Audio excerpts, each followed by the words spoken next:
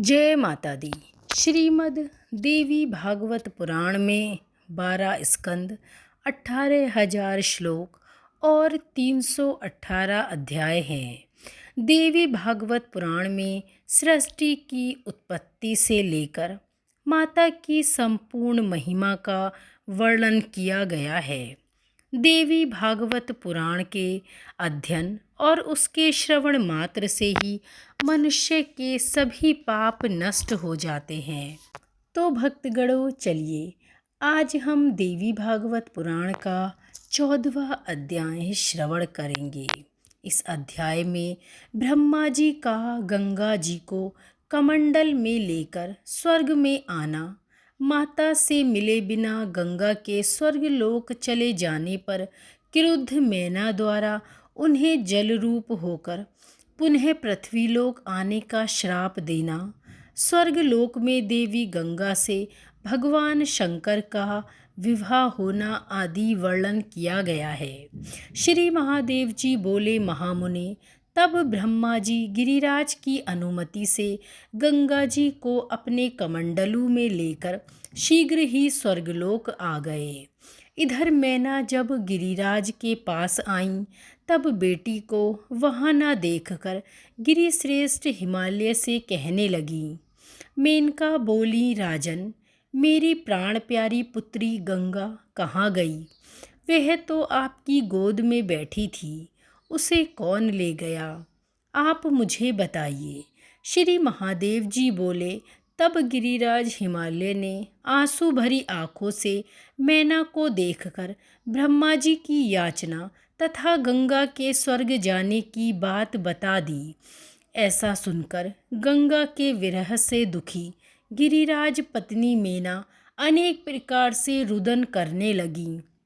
ज्ञानियों में श्रेष्ठ गिरिराज ने मैना को सांत्वना दिया और उन्हें वह सारी बात बताई जो गंगा ने स्वयं उनसे कही थी। अपनी माँ से बिना कोई बात किए ही स्वर्ग चले जाने के कारण गिरिराज पत्नी मैना ने अपनी प्राणप्रिया पुत्री गंगा को कुपित होकर श्राप दे दिया। मुझे माता से बिना बात किए तुम स्वर्ग चली गईं, इसलिए तुम्हें जल रूप में पुनः पृथ्वीलोक में आना होगा। इस प्रकार हिमवान की पत्नी मैना श्राप देकर अपने भवन में चली गईं और गिरिराज हिमवान भी उनके साथ चले गए। इधर स्वर्गलोक में गंगा को लाकर देवगण अत्यंत उल्लासपूर्वक उनकी विवाह संबंधी मांगलिक क्रियाएं करने लगे। तदंतर प्रसन्न मन ब्रह्मा जी ने शिव जी को आदरपूर्वक बुलाने हेतु नारद जी को कामरूप महापीठ भेजा। नारद ने कामरूप में जाकर भगवान शिव को योगाभ्यास में संलग्न एवं ध्यान मग्न देखा। इंद्रियों की वृत्तियों को समेटकर योग की गहन साधना में लीन, मध्याह्न काल के सहस्त्र सूर्यों के समान तेजस्वी और चंद्रमा के समान प्रकाशित नेत्र वाले भगवान शिव को देखकर नारद जी वहीं खड़े रहे और सदाशिव के ध्यान को भंग करने के भय से विचार करने लगे कि यदि देवी सती के हिमालय के घर में जन्म की बात इनसे कहूँ तो इनका ध्यान भंग हो जाएगा। यदि कुछ ना कहूँ तो मुझे प्रतिज्ञा भंग का पाप लगेगा। यह भी हो सकता है कि देवी सती के पुनर्जन्म की बात सुनकर भगवान शिव परम संतुष्ट होकर मुझ पर प्रसन्न हो जाएं। यह सब सोचकर धीरे धीरे नारद जी भगवान शंकर के समीप पहुँचे और योग में लीन सदाशिव से बोले। नारद जी बोले, जगत गुरु महादेव, आपको नमस्कार करता हूँ। आप मुझ पर प्रसन्न होइए। मैं आपके पास से आपके लिए सती को लाने हेतु गया था। प्रभु, आपकी प्रिय सती पुनः आपको पति रूप में पाने की इच्छा से जन्म ले चुकी हैं।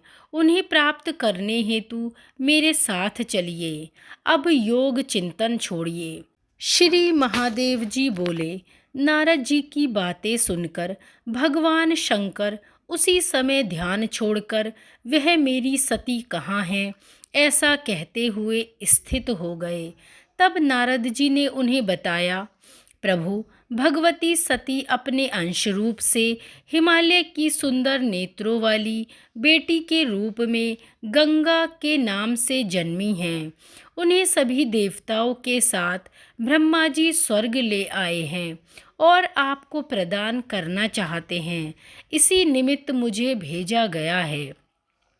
अतः आप मेरे साथ चलें और अपनी रमणीया पत्नी को प्राप्त करें। तब तक ब्रह्मा जी अपने कमंडल में स्थित परा प्रकृति के अंश से उत्पन्न तीनों लोकों को पवित्र करने वाली सुंदर रूप वाली उस शिवप्रिया की देखभाल करते रहे। तब शिवजी उन्हें लेकर प्रसन्नचित्त से अपने प्रमथ गणों के साथ कैलाश पर्वत पर चले गए, जो जगदम्बा ब्रह्मा के कमंडलू में रहती थीं। वे ही भगवान शिव को प्राप्त करने के बाद जल रूप में अवतीर्ण होकर पृथ्वीलोक में मायापुर में आईं।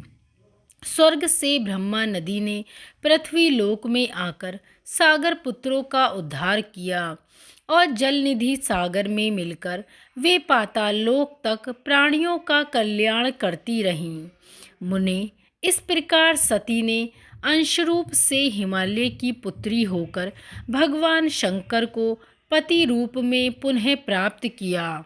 मुनिवर, भगवती सती ने ही अपने दूसरे रूप पूर्ण अवतार में पार्वती रूप से जन्म लेकर भगवान शंकर को पति रूप में प्राप्त किया। इस प्रकार श्री महाभागवत पुराण के अंतर्गत श्री महादेव नारद संवाद में गंगा विवाह वर्णन नामक 14वां अध्याय पूर्ण हुआ। बोलिए गंगा माता की जय, शिव शक्ति की जय।